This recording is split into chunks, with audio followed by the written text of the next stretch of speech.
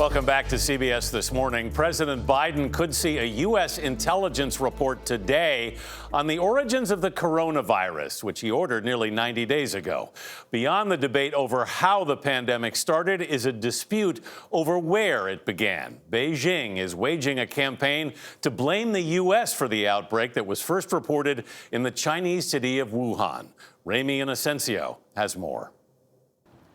Good morning. Beijing is angry, and criticisms of that U.S. intel report are getting more shrill in these final few days. One attack line is that Washington is making up lies to further support the Wuhan lab leak theory, and pushback is everywhere in China, even physically, with our CBS News team on the ground. COVID's origin is a sensitive topic in China. These men stopped our CBS camera crew from interviewing Wuhan native Zhang Hai last week, putting him under a de facto house arrest and blocking anyone from getting in or out. We last met him in person in January as he dared sue the government. His father died from COVID. He's been told to shut up if journalists came calling.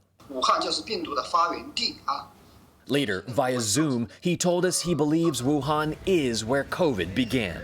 This kind of talk is like treason against Beijing's official narrative, despite the world's first known COVID cases being recorded there. There is a conspiracy try to pinpoint the origin to China. Victor Gao is a longtime China foreign affairs commentator. This virus existed earlier than the outbreak of Wuhan in other parts of the world, including, most logically, in the United States, centering on Fort Detrick. Few in the U.S. know about the now closed center of the U.S. bioweapons program near Washington, D.C.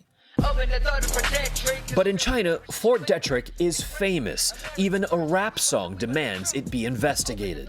Yang Xiyu at China's Institute of International Studies claims there's proof COVID started outside China. You cannot say it's impossible from Europe, impossible from the United States. And the WHO has been barred from returning to Wuhan after their first visit in January, furthering complaints beyond China's borders over lack of access and transparency. Do you think the World Health Organization should be allowed to go back in? If the second investigation doesn't provide the evidence about the Wuhan lab, then you will require the third, even the fourth. In short, no. And the propaganda is working. The WHO is bullying the Chinese people, this person told CBS News in Wuhan. The U.S. is trying to shift blame to China, says another. A third told us the U.S. brought COVID here. During CBS's time in Wuhan, these same vehicles followed our crew all 3 days of filming, the same men sitting in the hotel lobby trying to take photos, knowing not everyone accepts the Communist Party line, like Zhang Hai, a frequent target of China's surveillance campaign. I hope the U.S. investigation will lead to Chinese officials getting punished and families of victims finally finding comfort.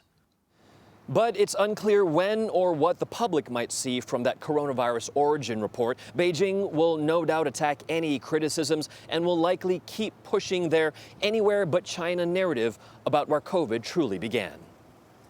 That was Ramy Inocencio reporting from China, and keeping his cool as he's being followed around the country trying to report on the origin of this virus. Pretty creepy when you're in a field like that. Random people just sitting in the lobby as you're walking in. All the time. All the time. Very scary stuff.